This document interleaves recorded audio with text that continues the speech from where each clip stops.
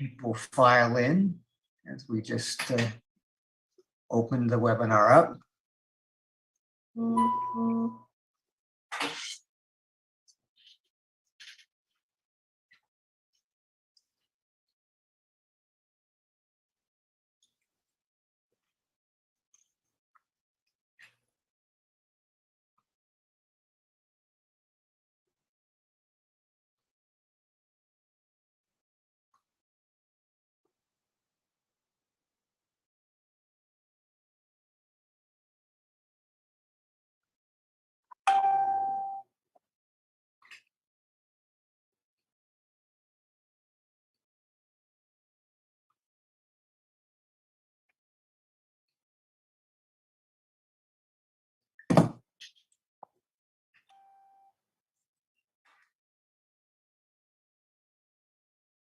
So it looks like we're rolling live.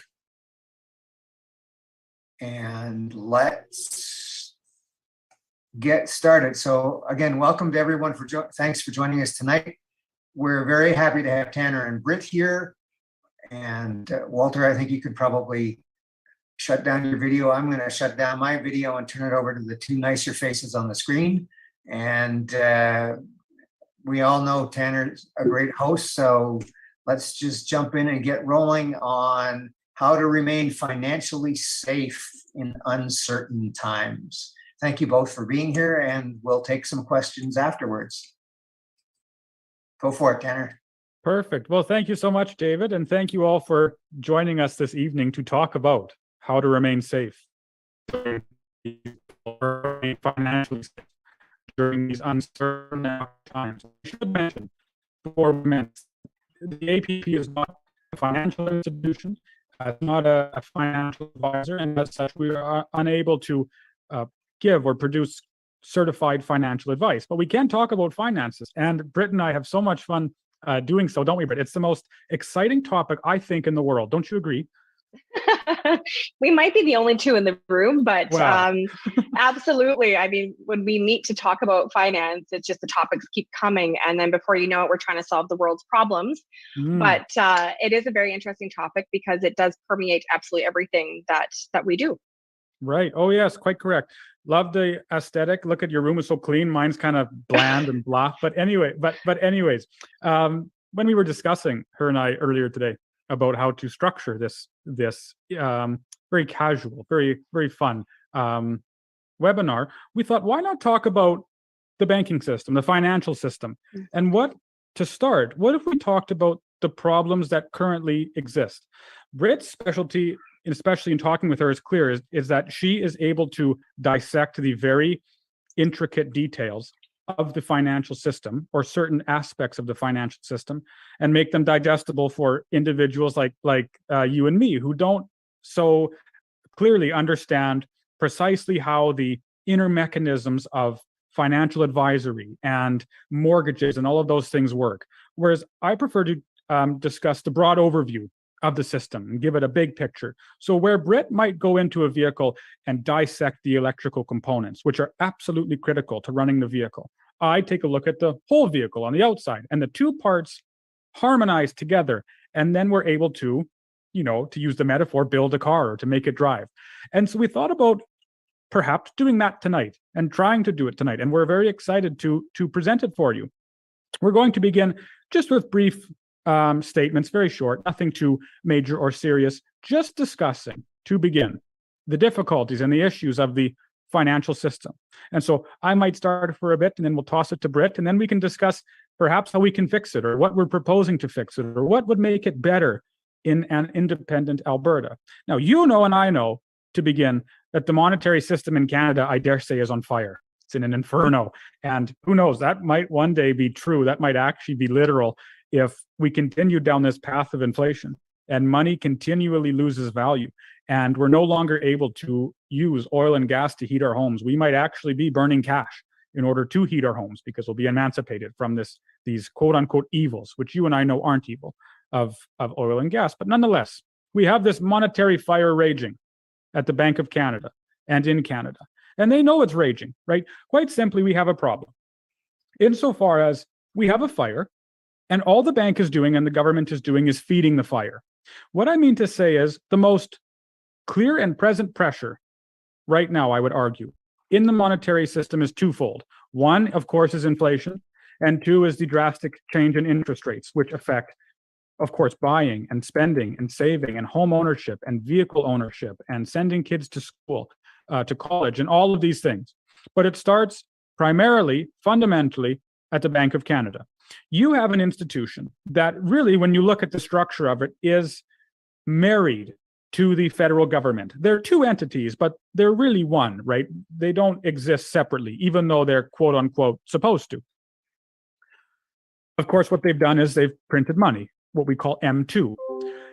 The government asked for money years ago, a couple of years ago, a lot of money in order to counter the effects of shutting down, right, of shutting business down.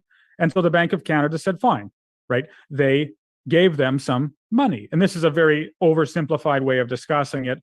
Quantitative easing and these other issues we can discuss at a later date when we have more time. But nonetheless, they gave them some money, but not just a little bit of money. The bank gave them a lot of money. And what did government do with that money? Well, they handed it out to you and I. And so what happened is there were more dollars floating in the economy than there had ever been previously. What that means is a dollar loses value. It becomes less valuable because there is more of it in an economy. Now, the problem with that quite clearly is that, for example, savings aren't indexed and people's wages take a long time to catch up. So what we realize is that even though there were more dollars in the country floating around in the economy, you and I were less rich as individuals. We weren't able to maintain our quality of life, and we still aren't able to maintain it because those dollars, which we used to receive for wages, were no longer or are no longer worth what they were even 5 or 10 years ago. And so this is the problem of inflation. Now, you and I often hear that issues like increasing gas prices or grocery shortages, etc., also contribute to inflation. In part, that's true, but you have to be careful with your terms. Those contribute to price inflation. That's quite correct. Insofar as if you take a look at the economy and one massive part of the economy, like groceries, is more scarce, then those groceries will rise in price and the overall price level in the economy will also rise. We call this price inflation. But with regards to monetary inflation, just the value of the dollar, just the dollar, not the price, just the dollar, that is built in the Bank of Canada. And that's the issue that we're trying to navigate today. Now, the way then clearly to stop this fire is to stop feeding it. You have to stop printing money. It's quite simple. If you continue to do so, it's like throwing blocks of wood into a fire with hopes that the fire will die down. It doesn't make sense. It doesn't compute logically. Instead, you have to use a crude term, destroy certain amounts of money in order to make the dollar more valuable. Paradoxically, in order to stop this fire that's burning, you have to burn M2, money. Now, yesterday, you and I as individuals heard that Mr. Trudeau and the Liberal government has decided to offer a $4.5 billion relief package for inflation, right? And this is what I presume to be just one of many relief packages that will be coming. Now, granted, it's not $100 billion, but it's the principle that matters. It's the idea that we can print our way out of this and we can spend our way out of inflation. You can't do that. It's impossible. It only adds, as I mentioned, fuel to the fire. Now, in response to that, trying to fight this inferno, the Bank of Canada, as you know, has decided to raise interest rates. We have high inflation, and so their response to combat this hydra is to raise interest rates. Now, the first question is whether or not that will actually work. Well, inflation is probably in double digits. Of course, some metrics will vary and numbers will change, but everyone can agree it's high. And we have these very, very slight increases in the interest rate. They're not near significant enough yet to make a difference. Now, of course, they are making a difference for individuals like you and me, or individuals who are in debt or who have a mortgage on a variable rate loan, right? And when that interest rate rises, even by 0.75%, it means hundreds of extra dollars every month that has to be put towards a mortgage instead of car payments or groceries or extracurricular sports for your children, whatever it might be. But nonetheless, we must also dissect the fallacy, this idea that high interest rates and high inflation don't exist together. They do. It's commonly held that the higher the interest rate, the lower the inflation. That's not necessarily true. In fact, the opposite seems to be true. In places like Japan and places like Switzerland, you have an exceedingly low interest rate, perhaps even negative, and the inflation rate also is extremely low. Compare that to places like Turkey or Argentina, where the interest rate is increasing every day in the double digits, but the inflation is as well. And we're talking over 50% inflation. And so the idea that interest rates and inflation rates are inverse is not true. It's a fallacy, right? You can have what we call loose money or high inflation and high interest rates at the same time. And so what the Bank of Canada is doing and what the government, the federal government is doing, right? Publicly saying they're trying to fight this monster of inflation is only harming us. It's harming those who are in debt. It's harming those who have taken out loans. And instead of fighting the problem at the root, at the base of the fire, stopping the printing of money, right? Stop the spending, the government spending. They're trying to instead fight the symptoms. It's like trying to treat the symptoms of a disease instead of the cause. While you might lessen some of the symptoms, while some people might be able to buy groceries with this new injection of cash for a little while, it doesn't fight the cause. And so those symptoms are going to return until you have created something that is simply unmanageable and the whole thing collapses in on itself. So those are two broad overview issues that are currently plaguing the economy. Now, if Britt, perhaps talking about the financial system, wants to discuss the more intricate issues, bank advisors, or whatever you've decided, I think the audience would be so excited to listen to what you have to say. Oh, you might be muted though, Britt. There we go. There we go. Yeah, thank you, Tanner. I mean, it's hard to follow you, right? After you give such a great clarity to how things kind of work in Canada. And you're right, the Bank of Canada is not a separate entity from the federal government. When you look at how they're appointed and who they answer to, we know for sure that there's a lot of nepotism and kind of an inbred feeling in that whole department. But you talked about symptoms of a broken system. And the symptoms of a broken system is that we are seems like we're always facing record-breaking levels of debt. And that's consumer debt. So that is, the fact that after our disposable income comes into our pocket, so that's the income that people receive free of their taxes, people are owing about $1.86 for every dollar of disposable income that goes into their pocket. And we've been hovering in the high $70s and into the mid 180s now for years, right? We're not seeing any kind of permanent fix happening. And I know, right, I really deeply feel that it comes to financial literacy. If people understood how money worked, we wouldn't be getting ourselves into predatory loans. We wouldn't be just signing on the dotted line. And because we're not financially literate, another symptom of a broken system is the fact that we are targets. I have referred many times to the fact that, this year in June, the new Consumer Protection Act included a law that makes it illegal. You're not allowed to, as a bank or financial institution, sell products and services that are not in the best interest of a client. The fact that it took 10 years to make this law happen shows you how slow the bureaucratic process is. But even more startling is the fact that it had to be made a law in the first place, that we had to mandate ethics. And so we continue to allow that to happen by not being financially literate. And so when we go into the bank and we know that we're a target to bank, all you have to do is, everything I say tonight is a quick Google search away to confirm. You can Google, do banks have quotas for their sales reps, right? And you're going to find out that they do. You can talk to somebody that works even your local credit union and find out that they are awarded, right? They're gifted things, they're given recognition, maybe they're given gift cards, they're given bonuses based on being able to sell products, namely debt, right? Things like credit cards, easy debt to sell. And then if they don't meet certain sales quotas, they get named and shamed. They get written up, right? They get notes on their file. They are skipped for promotions because it comes down to profits over people. And so we know that we're a target, and maybe people don't know that we're a target, but we're hopefully educating people to understand that record-breaking levels of debt. Yeah, interest rate hikes, but when people are really panicking over a percentage or two, and you talk to the old timers who talk about interest rates in the 18 to 20%, not that long ago, right? Not that long ago in history, and how they had to make it work. And we think, oh man, a mortgage at 5.5%, that's tough for us to wrap our heads around. That just tells you how enslaved we are to the financial system that is broken.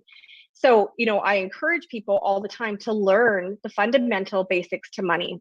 The fundamental basics to money are not being taught by financial institutions. The first time that my husband and I went in to get pre-approved for a mortgage before we started looking for a house here in Lloydminster, at the height of the housing boom here in Lloydminster, it was crazy. The amount of money that they said we could borrow was well more than I was comfortable with. It was something like $700,000. At that time, I mean, houses in Lloyd, maybe you need to spend that kind of money to get a single family detached home. But it was unbelievable that they were willing to front us $700,000 based on the fact that we would probably be living house poor, that any kind of an emergency or any kind of a need for us to come up with cash would not be met. So we went for much less than that, but that was what they encouraged us to spend, was to spend. And then once I got into the financial industry a couple of years later, I realized it's because that's what mortgage brokers are mandated to do. If they're working for a financial institution, they have sales quotas and targets, and they're mandated to bring in the most money at the highest interest rate possible. So once we learned these things, right, that we can actually turn the tables by a little bit of education and be our own advocates when we walk into a bank and a teller, and no disrespect here to anybody who works in the banking industry. I have no problem with great people working in an industry that maybe isn't so great.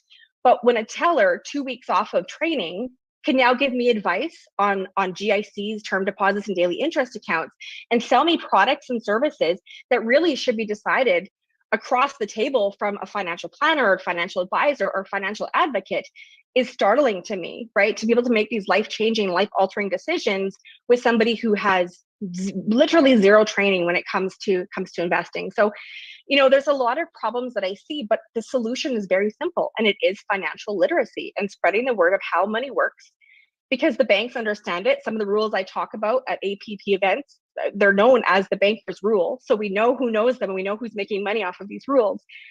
But we can sit down across from a mortgage broker or financial advisor and put ourselves into hundreds of thousands of dollars of debt, not understanding the terms and conditions. I ask at every APP event who's actually read through their entire mortgage document, and it's not very many hands that go up, because we're counting on the advice that we're getting from our advisors at the bank to be in our best interest. But we know from the law that was just passed, right, not that many months ago, that banks haven't been acting in our best interest for many, many years. So it's an interesting dynamic of looking at micro, economics, and then also looking at the micro, like you said, the inside wiring. And so I think what needs to happen is this discussion. Money should no longer be a taboo subject. I think the banks have perpetuated that a little bit, that, they use these taglines, "You're richer than you think." Well, I don't think most people think that they're richer than they think, but also that money is something that everybody else is good at, just not you, right? You're given that impression that everybody else must know how money works. It's just me that's dumb or illiterate when it comes to money. So yeah, I hope that gives a little bit of a basis of some of the things that are broken within the banking system that we literally walk into on a daily basis to conduct business, right? Knowing now that we're a target to banks, and how we can hopefully, through financial literacy, stop some of those statistics that are taking us to a financial tsunami. Right. Oh, thank you. Now, I might, just because I'm feeling like it, I might ask you a couple of questions before we move on to the fix. So as a financial advisor, right now, what do you see as the most common issue or problem that people are having when they come in for advice? What are you finding is, man, people are in trouble because of this and that?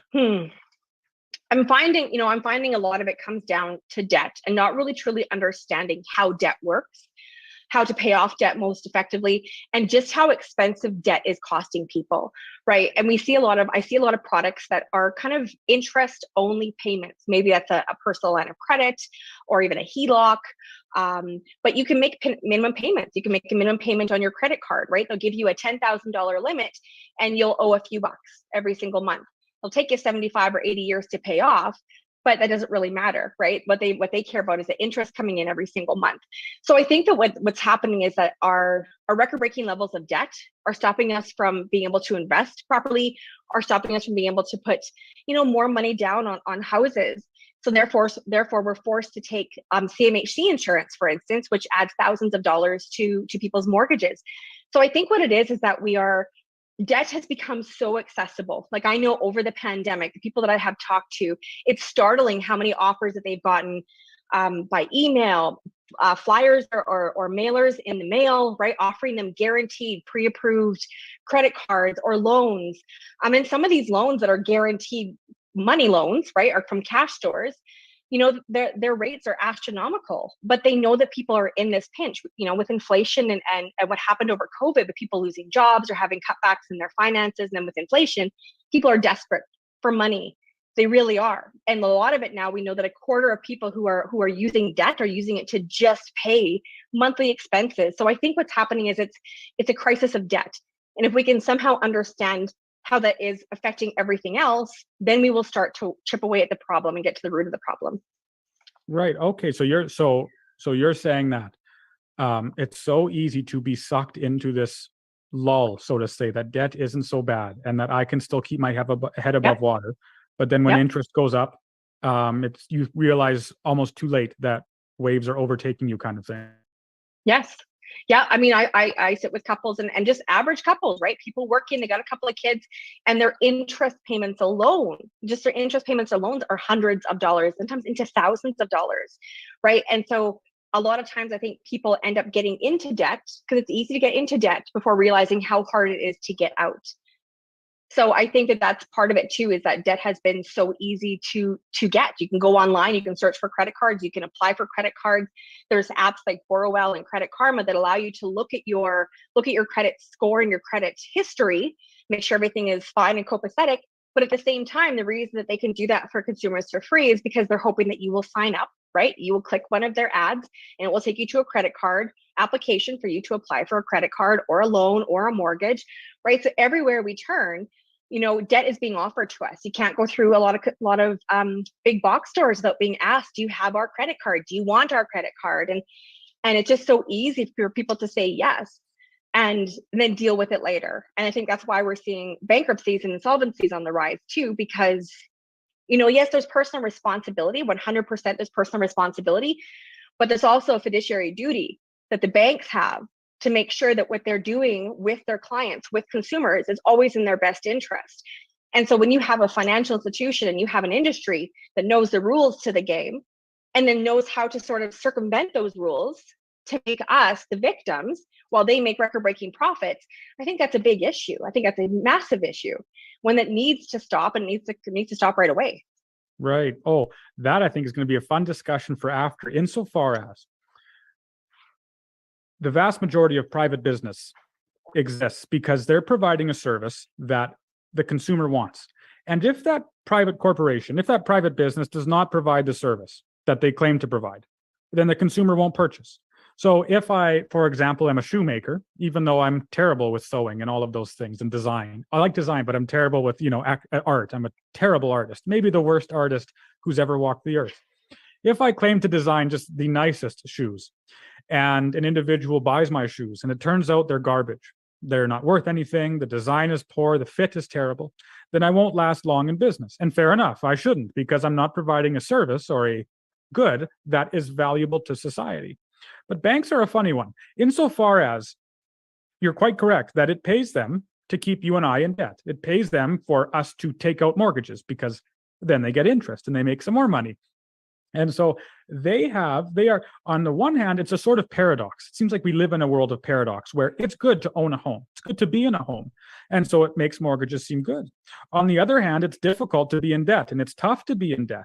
And so while we might be acquiring some service or good that is good as a consequence of having institutions, banks, that are able to loan out more money than we currently have in our own account, it can also lead to, well, a sort of drowning, a financial drowning, as you were mentioning. And so we have this sort of paradox, this problem that we'll see if we can't navigate after. But on to your discussion about debt, I find that stuff so fascinating. As we now propose or pitch some ideas to perhaps change the financial institution, the monetary institution, what might it look like? Well, considering Britt was just talking about debt, I would return to the discussion on interest rates. Suppose that we return to the 1980s, and I'm not saying we should do this, but suppose we did, and we found out that interest rates were at 20%. Well, it's exceedingly likely that you or I or the audience wouldn't spend near as much as we were if interest rates were 0 or were 1%, precisely because it pays us to save. It pays us to hold our money. We're earning cash on it. Whereas if the interest rates are low, of course, it pays us to spend. And so what we've seen over the last how many years are these interest rates being set by a few central bankers, which is, again, not conspiracy. It's simply fact. This is what happens. They set interest rates at a level that they believe they should be set at in order to incentivize us to save or to spend. Now, quite clearly, over the last how many years, the incentive has been to spend. And so we've gone into debt. We've spent and spent and spent because it's paid us in our mind to do so. Again, if you had high interest rates, well, then it wouldn't pay us to spend and we'd start saving and you would see the debt levels of households level off. Now, what should we do? Well, the problem is not so much should the interest rates be high or low. The problem instead is who should set them. You see, it might be that tomorrow a group of bankers or the central bankers decide to set interest rates at 50%. Fair. That would certainly incentivize us to stop spending on homes or housing or expensive goods, assets, and therefore would bring down the calculations of inflation. Whether it brings down monetary inflation or not is a different story entirely. But on the outside, it would look to bring down the asset prices, the inflation. But to me, I'm more concerned about who should be setting them. As far as I'm concerned as an economist, it should be the market setting interest rates. If the market was in the mood to have more people save, then you would see interest rates rise as they would save. If, on the other hand, it was paying people to spend, then the interest rates would go lower, would be reduced. And so you would reach, as we do with all other goods in the market, an economic equilibrium where the two are in balance. It might take a little while, of course, right? You can't have things just this second. But on the whole, right, over what we call the long run or the medium and the long run, you would have these interest rates level off to a system where society wants it to be. And it could maneuver and change based on the current happenings of the day or the events of the day or some new thing or event injected into not the experiment, but the what's the term I'm looking for? The system, right?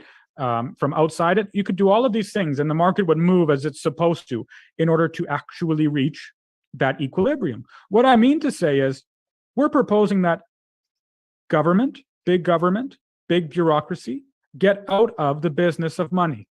At its fundamental, at its foundational, it's impossible that these self-interested bureaucrats are able to, as Britt mentioned, work for our good, insofar as they're self-interested too.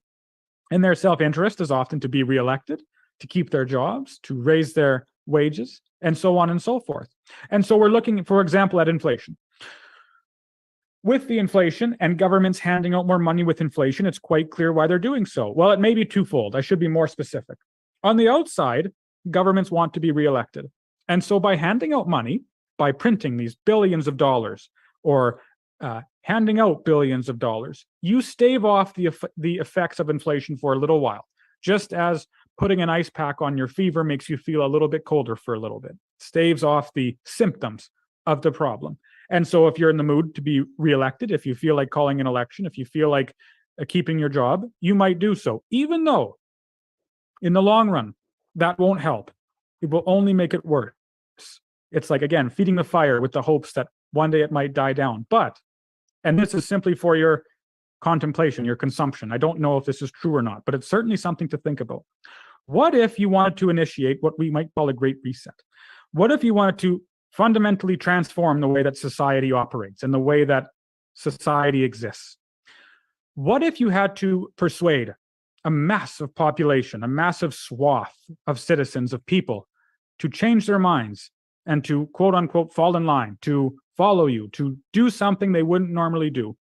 What if that vast population was in debt? What if they were drowning in debt? And what if you, in power, continued to engage in activity that made the debt worse and worse and worse and worse, and encouraged people to spend and spend and spend and spend some more, until without knowing it, they were so far out into sea, they had floated so far into the ocean, into the depths of debt, that they don't even know how deep out they are. They've completely forgotten it. And by the time they realize, well, it's too late. And then you begin to raise interest rates. And then you begin to put the pressure on them. You begin to drop an anchor from their foot. And they start to be dragged down just a little bit. And they're trying to tread water and keep their head above the surface to breathe. But as that anchor falls lower and lower and lower as interest rates continue to rise higher and higher and higher, the people find it more and more difficult to stay above water. And just as they're being pulled under, just as they're declaring insolvency or bankruptcy, they can no longer pay their mortgages. They can no longer do this and that, and debt abounds. Finally, out of some salvationary boat comes this hand, this massive hand, and on its palm is written government. What else is an individual supposed to do except grab it? What else is the person fighting for life, fighting for his or her family and his or her children supposed to do except grasp with all its might against that hand? And that hand pulls up. But when you reach the surface, you realize that the boater or the fisherman, the government that's standing there, has stipulations that they're going to give you in order to be saved. If you want to be pulled onto my boat, you have to do this. You have to do that. You have to, who knows, take a food stamp. You have to do all of these things in order to keep from drowning. And so you could very quickly silence countless millions of men and women and families if only you promise to provide for them, because no one will bite the hand that feeds them. And so if you can create such a situation, it means you can so much easier exert all of this power over a population that normally wouldn't stand for it. And so that might possibly be what's happening. If it is true, I'll leave that for your contemplation. Then it seems to me quite clear that the thing to do is not to force that man or that person or that family to adhere to all these stipulations, but instead to free them of the anchor.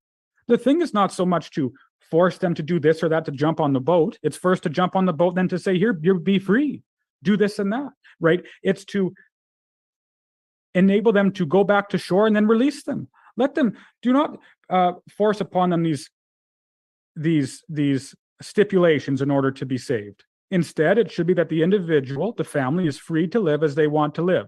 But as Britt mentioned so eloquently, financial literacy is absolutely critical. Pull them onto the boat and then say, here's why this and this happened. Let's do this and this and this to ensure it never happens again. For example, with inflation, we have to stop printing money. The banks and the government have to be totally separate. There is perhaps no marriage so unholy as the marriage between banks and government, because the self-interests of both parties, when combined, are foreign to the interests of the citizens, particularly that the government claims to serve.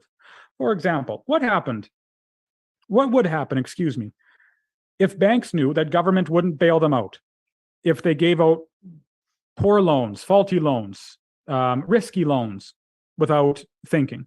Well, I imagine you wouldn't see near as many risky loans being given out. Britt, I know, has stories. I have stories of all of these individuals who normally wouldn't qualify for these massive monsters of loans, $900,000 and so on. And yet they're being handed approvals, a stamp, a check mark saying, go and have the mortgage, because the banks know that if that individual defaults, if mass insolvency abounds, they'll be bailed out by government. They've become, to use an old quote from 2008, right, too big to fail. But if banks knew that there was absolutely no way that a government could interject and intervene if they defaulted on risky loans, if they had massive loan losses, then I'm quite convinced you would see nowhere near as many risky mortgages being handed out so frivolously. Instead, we might have something that represents a more accurate depiction of reality, of financial reality, as it actually is. And so what we're proposing at the APP is to bring financial normalcy back to the financial system. The government and the banks, as I mentioned, shouldn't be together. They have to be separate. You have to have a monetary system that is not concerned with climate change, that is not concerned with green energy, that is not concerned with equality, but that is instead concerned with financial stability, monetary stability. Growing the money rate, for example, at a stable, steady pace, so that you and I as individuals can more properly prepare for retirement. How much money will I need if the monetary base stays stable in 60 years, for example, or 50 years?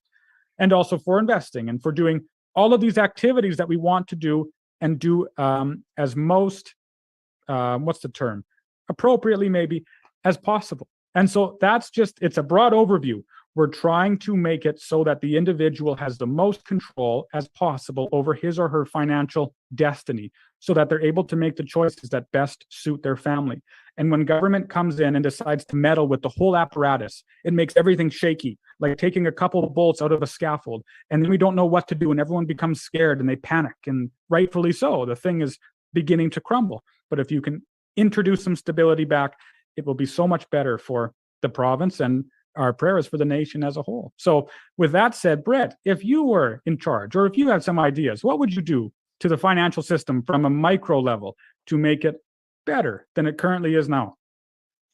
Well, number one, we would start with education. Number one would be make sure that people understand how money works before they make any decision that could affect the rest of their life, whether it is taking out student loans or credit cards or understanding, mortgages, how those work. A lot of people don't understand the difference between an amortization period and the term, right? Things like that. So financial literacy needs to be at the forefront. It should be part of our education system at the very least, but it should also be a duty of a financial institution that is going to be loaning money to somebody that they have walked them through and they understand how these loans work, and make sure there's some financial understanding there. So I think that would be one of the first and foremost things. The second one is probably a little more controversial, but I find it I find it a little bit scary that the same people who are incentivized to keep us in debt, who make massive amounts of money, we're talking billions of dollars every single year by us being in debt, are also the ones that are supposed to be helping us get debt free and financially independent and prepared for retirement. So it sort of seems counterintuitive that we are relying upon one institution to be the cure-all, but they're incentivized to get as much interest from us as possible, the highest interest rate for the longest period of time as possible. So then when I ask them, how can I pay off my debt faster? How can I get rid of my mortgage faster? What is the proper way to do this? I want to be an investor, not somebody in debt. Those questions I don't think are being answered, or they're not being even offered to the consumer. What's happening is we're being sold, products and services. So I think what needs to happen, checks and balances, number one. There needs got to be a really great financial watchdog. We're supposed to have great financial watchdogs here in Canada. And we're hopefully going to see an improvement over the watchdogs that we do have. But for instance, the banks can choose who their watchdog is going to be. Okay. And that's a scary thing, because if you can choose who's going to issue you your issues, or who's going to address your concerns, and maybe you can work out a deal with them, right? How you pay them.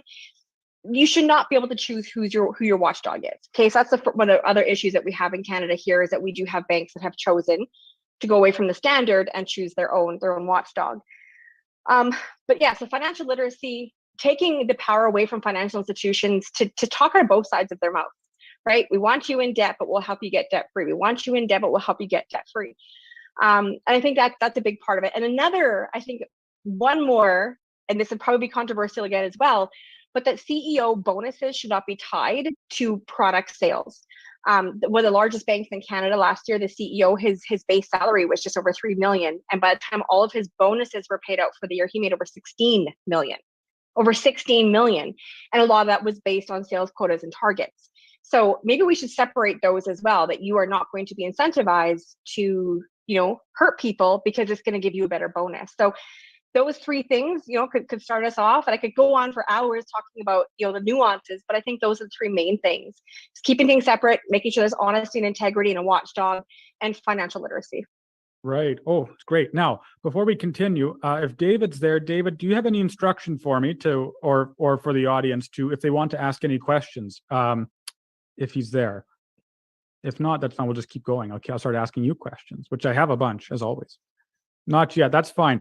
I believe if the audience wants to ask questions, I believe in the chat below, this is as best I understand it, there's a little box that you can type your question, and I believe it should be sent to me, and then we're able to ask them as we receive them. So if you have any questions about finances or anything, feel free. Don't be shy. Type in your question, and we'll do our absolute best to answer. But to start, Britt, so suppose that I walked into a bank, and I needed I walked in for a mortgage, let's say, and so I saw an advisor. What would be the one piece of advice, if you could give anyone right now, looking for going to banks for financial advice, what would you tell me to watch for, to be careful of, to think about, et cetera, when walking in there? Well, my advice would be to not walk into a bank without having somebody who's an independent financial advisor. maybe give you some advice first, or be an advocate for you, or be a mediator, right? When you walk into a financial institution looking to take on debt to buy a product, you're putting yourself at their mercy. And I think we've all felt that, sitting across from a financial advisor at the bank, and they've got their computer set here, and you're sitting across from them, and they're doing stuff over here, and they're basically determining your credit worthiness. They're looking at information that is your information. It's private and confidential, but it's your information. And they're sitting there, and you sort of feel like it's part of an alien experience, that it's I'm not a part of this. I'm being judged. I'm being weighed. I'm being measured to find out if I'm credit worthy. And instead, it should be a much more open conversation as to, here's how money works, from somebody who is not incentivized, to leave people in the dark. So, I really appreciate that there are some independent brokerages out there, independent agencies out there that will provide free information to people, that will make sure that they have the tools and resources that they need. And it's coming from a real human. It's not robo advice. I have some problems with robo advisors. I've tested a few myself, and some of the answers I have gotten are the complete opposite of what is actually happening or what should be happening.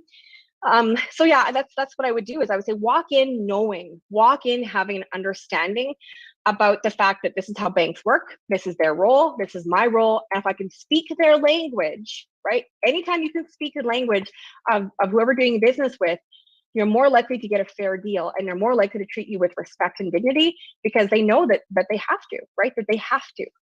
Right. I'm unmuted. Perfect. Oh, one more question, although I see we have some coming in, would be this, and I'm quite interested to hear your opinion.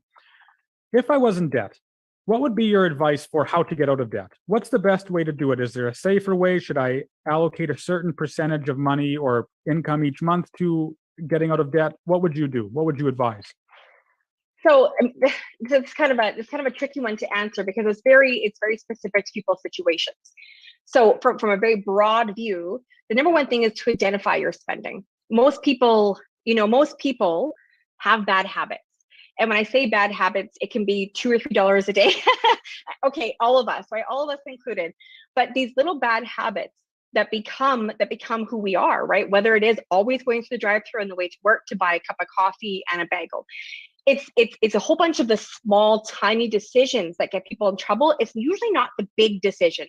Buying a house in itself does not usually lead to people having bankruptcy or insolvency issues. It's the small spending that adds up, right? It's, oh my goodness. I mean, there's apps out there that are going to track your spending to let you know if you are subscribed to anything that you've forgotten that you've subscribed to. That's how bad it is, right? That's how much money is not being caught every single month going in and out of accounts. I sit down with people that they find out they've been paying on something that they canceled 2 years later, right? So a lot of it is kind of looking at our own financial situation. So look where your money is going. Then yes, looking at the debt itself is tricky, because there are different schools of thought. Absolutely. And not that there's a right or a wrong one. It really depends on people's situation. In some cases, if you're somebody who likes to check boxes. Like if you're someone that makes a list and you can check all those boxes, there's such a feeling of satisfaction to know that you've accomplished something in your day because you're a list maker, you're a task maker, then maybe paying off the highest interest debt maybe doesn't make the most sense to you. Maybe it makes sense to pay off a lower interest debt that has a smaller amount, because then you can check that off your list. And that's an accomplishment, right? That feels like you're making headway. But in some other cases, if the debt is at extraordinarily high interest rates, number one thing I tell people is call the financial institution. This is an insider hack. This is an insider trick that people don't probably realize. When you pick up the phone and you call your credit card company, you've got a credit card at 22.9 or 28.9% if you've missed a couple of payments in the past 12 months. You call into your credit card provider, your bank, and you say, is there any chance that you can lower my interest rate on this card? And be prepared to give up your card, okay? Be prepared to give up your big Air Miles card or your rewards card. If you're carrying a whole bunch of debt, those points aren't free. You're paying a massive amount of money for those benefits. So when you call in, be prepared for them to say, oh, we do have a lower interest rate card. We'll add that to your account, or we'll make that your account. But a lot of times you're going to hear somebody say, oh, I can't do that. I'm sorry. And people give up. But what it is that the banks have set up levels of no's. This person's going to say no. You ask, can I speak to somebody else? This person's going to say no. Well, can I speak to somebody else? It'll take a little bit of time. It takes a little bit of tenacity to say, you keep talking to the right person. Wrong person, wrong person, wrong person. And all of a sudden you get to the person that has the authority and the permission to say, yes, that person exists in every single financial institution, but you have to work your way through the levels of no's of the people who do not have permission to lower your interest rates or put a different card on your account. That is a massive, massive one. That can save people hundreds of dollars, if not thousands of dollars in interest, right? So it really does depend on, how much emotion is put into money. We know money is a very logical subject. Money, dollars and cents, it's just numbers on paper. But it's when our emotions get tied into it, when we get stressed out, when we feel anxious, we tend to make bad decisions sometimes, but we also tend to sort of hide from our bad decisions and sort of sweep it underneath the rug. So number one, get it all out there. Number two, don't take no for an answer, right? Don't take no for an answer, and find somebody who can help you get a lower interest rate. And number three, work with somebody who's going to understand your psychological, your psychological mindset around money. If you're somebody that likes to check the boxes and get money paid off faster, then maybe smaller balances makes more sense to pay off faster. But if you're somebody who's haunted by that big interest rate on that big credit card, then it might make sense to do that. My last little bit of advice for that is to only pay minimums on all of your cards except the one that you are aggressively paying off. Okay. But again, I'm not giving financial advice to people. This is very, situation specific, but that is a big one that people are trying to spread out bits of money and pay extra on all the cards, and it's not getting them anywhere. Instead, concentrate a bigger amount of money and pay off one card quicker, and then take that money and start applying it to the next one. Debt stacking, debt snowballing. You may have heard that phrase. Mm-hmm. Right. Yes, and with that, quite correct. Insofar as thank you for all the questions that we're getting sent in. They're great. We're going to do our best to answer them. If you have other questions, keep asking. They're all excellent. We would just quickly remind, we're going to do our best to answer, but again, we can't give official financial advice because we are a nonprofit, educational, nonpartisan society. But nonetheless, we're going to do our very, very best to answer your questions as accurately as possible. I might add just one thing. Britt and I were talking today. If you have the opportunity as an audience to read a book called The Richest Man in Babylon, I think we would both recommend that you do so. It actually talks about debt in that book as well and how to get out of debt. And it's very simple. Of course, in today's age, there are nuances, but the principles to me made a lot of sense.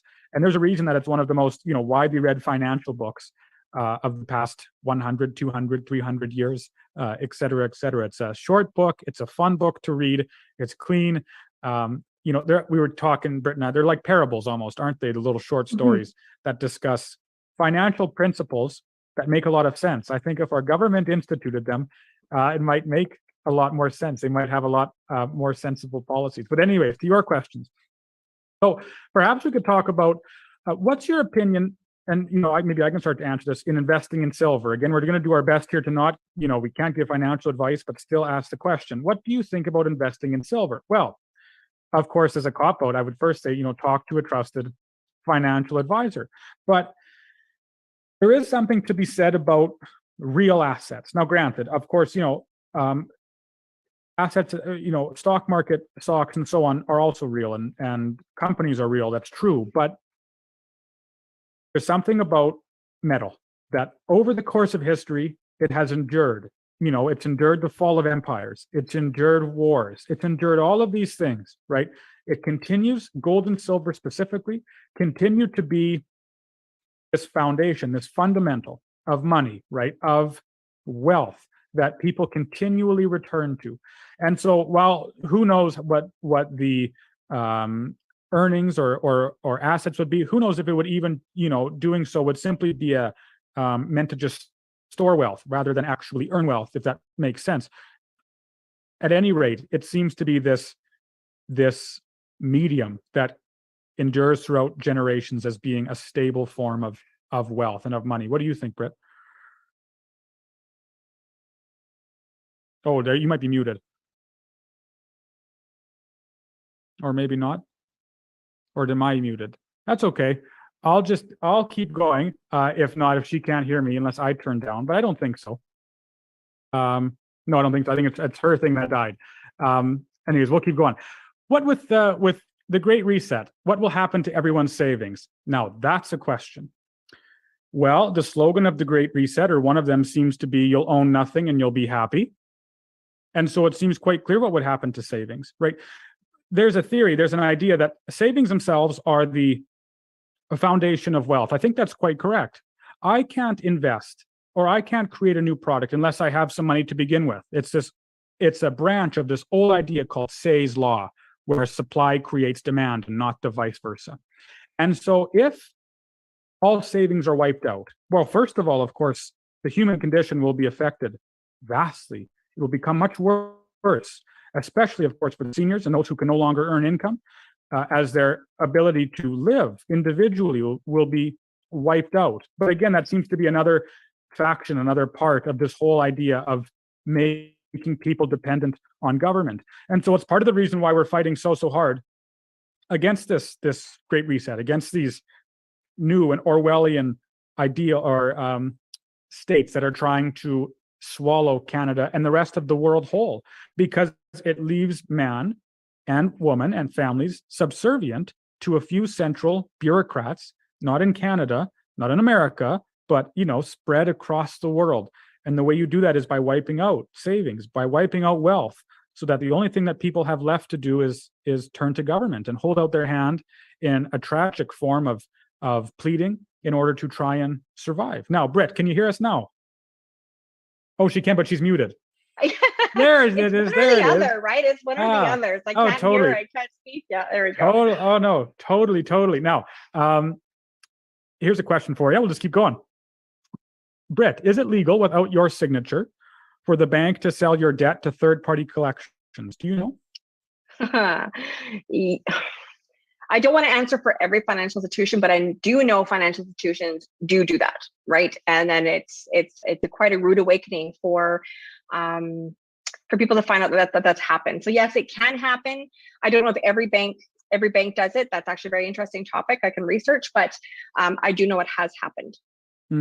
Right. Mm-hmm. So, and it seems like more and more these days, it doesn't matter whether something's legal or not. It almost seems like, whether you're government or a massive organization, you're able to navigate around the law, right, even if it says you can't do something, because there's so much power centralized. But that's the answer to the question. Can you say the title of the book again? Yes, it's called The Richest Man in Babylon. The Richest Man in Babylon. It's a short book. It's a good book. It has my recommendation. I think it has Britt's recommendation that everyone should read it if you can. And yeah, it's just this collection of short proverbs about financial literacy and common sense, I would say. And which is, so welcome in today's society where common sense is increasingly uncommon. Now, Britt, back to you. Is it possible? Do you know how one could negotiate administration fees on managed portfolios that are invested in mutual funds? So what they're referring to, I believe, is the management expense ratio, the MER. So when I talk to people about the fees that they're paying, the only time that fees should be an issue is in the absence of value, right? Tanner and I talked about that today. In fact, that investing, it's from a book called Simple Wealth, Inevitable Wealth. It is by Nick Murray. He is an advisor to advisors, but he wrote this one book for investors, and it's an incredible book to read. But he goes through exactly why people succeed when it comes to money, and 95% of it is behavior. Okay, it is the other 5%. Yeah, it's the timing of the markets. It's who's managing it, but most of it is behavior. People who work with a financial advisor or financial professional are likely to end up with almost 4 times more wealth over a 15-year period than somebody who doesn't. So when people come to me and ask about fees, if there's no value attached to those fees, 100%. But what I say to a lot of people is, being on the inside now for over 6 years, understanding how the markets work, understanding how investments work, I still rely on professionals myself. I won't do a self-guided, so I do pay fees as well. But those fees are hopefully getting me advantages that otherwise not paying someone to do those things would not get me, right? So my behavior is set it and forget it. Don't check your accounts all the time. Don't be micromanaging what's happening. If you're retiring the next 3 to 5 years, it's a different story. It's an absolutely different story. But if you're looking at a longer time frame, doesn't matter what the markets are doing today. Doesn't matter what the markets did yesterday, what they do tomorrow. It matters when you need the money. So if you feel like your fees are high, ask yourself, what value am I getting from this? How is the professional money management? What kind of portfolio managers? It takes a bit of a deep dive. And if you don't want to do a deep dive, that's what those fees are there for, right? Because you don't have to do the deep dive. You just need somebody to encourage you that 95% of the time, it's about your behavior, the relationship you have with your advisor to help you walk through the stormy weather together, right? And the other 5% comes down to the actual fund management. So I hope that answers the question a little bit about fees and maybe the value that fees should be bringing you. Right, perfect. Thank you. The next question: how risky is Bitcoin? Well, I suppose the history of Bitcoin over the last year has seemed to show that it's risky. It's a riskier investment. I know a lot of different advisors have different opinions on it. Some, it seems like it was propped up by, well, for example, this just might be an idea of perhaps what happened to the crypto market, insofar as you had government handing out all of this money. People had a little bit extra to spend. It seemed like the crypto markets were doing quite well. You inject some more into the crypto market, you invest some more, and so that it pushes up the price. And then eventually one day you have a massive sell-off and the price begins to fall. But that, before I ask Britt to answer, actually leads in quite efficiently to houses. Suppose that you have a whole bunch of money that the government wants to give out, and indeed they do give out. They hand out millions of dollars, hundreds of millions of dollars, billions of dollars to individuals. Now, it's true, as Britt and other financial advisors, and you know, a lot of people in Canada got $2,000 a month or whatever it was during that period of COVID. But that doesn't equal near the amount of money that government printed. So you look and you see that a lot of that money was handed over to investors who are already rich. So what they did is they take that money and they invested into assets. They invested into bigger purchases that you and I don't, as individuals, as you know, middle income or lower income or middle high income, et cetera, don't normally make. And that includes the housing market. You have a situation where it pays an individual again to spend. It's easy to procure a mortgage. It doesn't seem like getting a mortgage hurts at all. The interest rates were so low. And so you had all of these people buying houses, buying mortgages, really. You had all of them buying these massive monster homes that are so stunning, of course, but in normal circumstances are well beyond their capital position. So what that did was it increased the price of the house. It increased the price of the housing market, right? The demand for housing increased. And so that demand curve shifted to on the supply and demand curve graph. And as a consequence, the prices for homes rose. And we saw that drastically, specifically in the first, 3 to 6 months or month to first 5 months of this year. We saw massive, massive housing prices that have never been recorded in Canadian history. But then, of course, as interest rates begin to tighten up and as it becomes more expensive to own a home, people realize they're going to have to sell. They can't keep making the mortgage payments, especially if they were signed up for a variable rate. And so they begin to try and sell off their homes. The problem is that not everyone is buying anymore. The housing market isn't near as hot as what it once was 6 or 7 months ago. And so you have a problem. You see, the stock market seems to rupture like a balloon, where you take a pin and you poke it and it goes pop. And one day you have a high market, the next day it's down in the tank. But the same doesn't seem to be true for housing. It seems like housing works more like letting air out of a tire slowly. So far as you buy a house and the price goes up and the housing market is hot. But then as less individuals are buying homes, as the market cools off, it slowly begins to creep down. But because you and I aren't selling houses every day, we don't really know that until we actually put up our house for sale. And we realize, fearfully, that the value of our home isn't worth half of what it was last year. And then, of course, the market, like a balloon that's deflated or a tire that's flat, has ruptured, quote unquote. It's sunk. And then you have when everyone realizes that, you have a crash. But anyways, Britt, any thoughts on Bitcoin, on the riskiness or even just risky investments in this time period at all? It's, and risk is an interesting word, because risk in the investment world just means volatility, fluctuations, the ability to handle the ups and the downs. And when we look at the stock market, that's based on a product or a service, something tangible that is being offered or provided by a company. With Bitcoin, its value is whether or not somebody else values it, right? It's a little bit different. And I'm never against or for Bitcoin. I think that it can be part of a proper diversified portfolio. I do know people that sunk all their money into it and have a heart attack every time it comes down, right? Bitcoin really is dependent upon when you enter the market, and it better be a down day when you do. Now, the other issue I see is that I do believe that anytime that free enterprise makes a wave, government finds a way to crush that wave or to make it work to their advantage. So I do know that there's been numerous whispers and rumors that most developed nations will develop their own cryptocurrency. And if that's the case, and we've heard more and more about regulations going into place for Bitcoin, that it might be treated just like a security.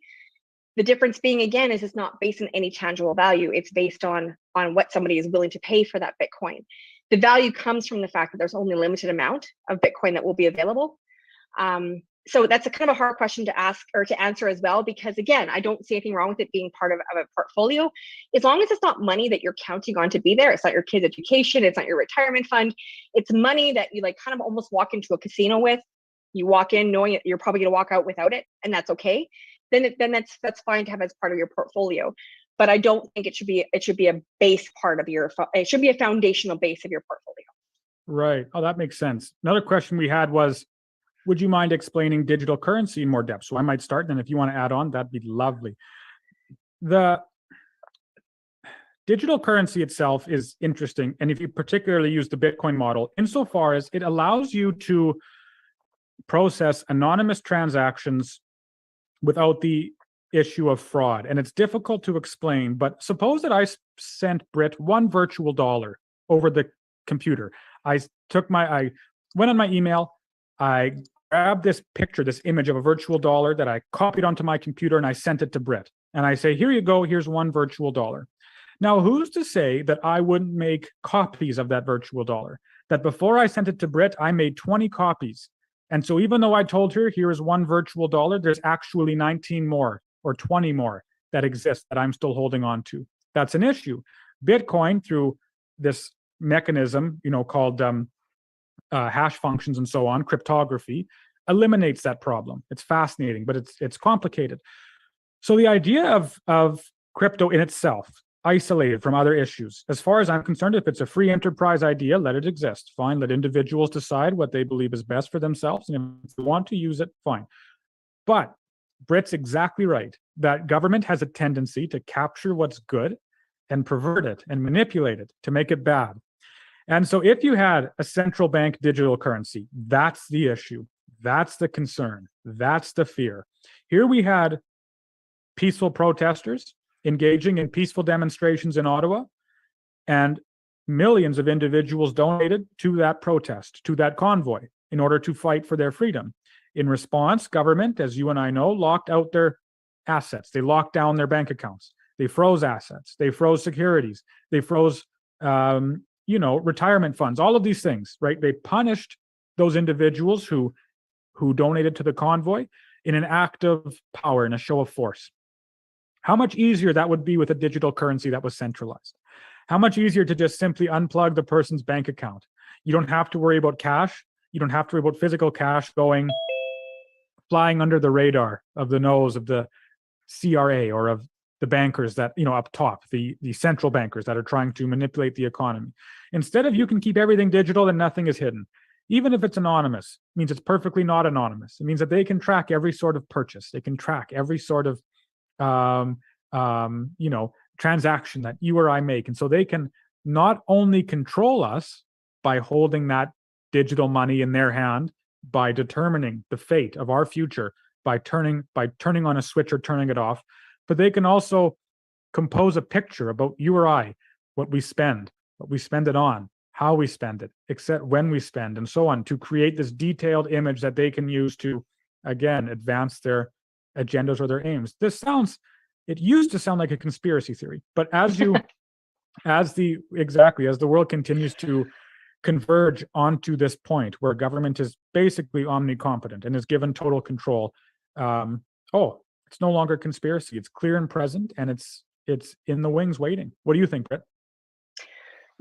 Yeah, that's pretty much it. I mean, digital currency will run in line with digital ID. It gives way too much control to people that aren't us. It's being forced upon us. It's having been forced upon us for many years in very discreet, nuanced ways, and now it's become very prevalent. So yeah, no, you answered that question beautifully. Well, thank you. Now, there's actually, I totally forgot to mention at the start, it was my own mistake, but someone's asking about your background. What is your educational background, or what's your profession? So my educational background, I won't name the company that I'm affiliated with, just to keep things very neutral, but I have my securities registration with the Alberta Securities Commission, as well as the Saskatchewan Securities Commission. I have my life and accident sickness license across the 4 Western provinces. And so to get those courses, get those licenses, I had to go through courses, education, and some really great, let me tell you, if you want to see the government at work, apply for your securities registration, because they want to know everything about you, to basically the last thing that you ate and who the name of your first boyfriend was in college. And it takes months to get the registration. But yeah, so it's the same registration that financial advisors across Canada have.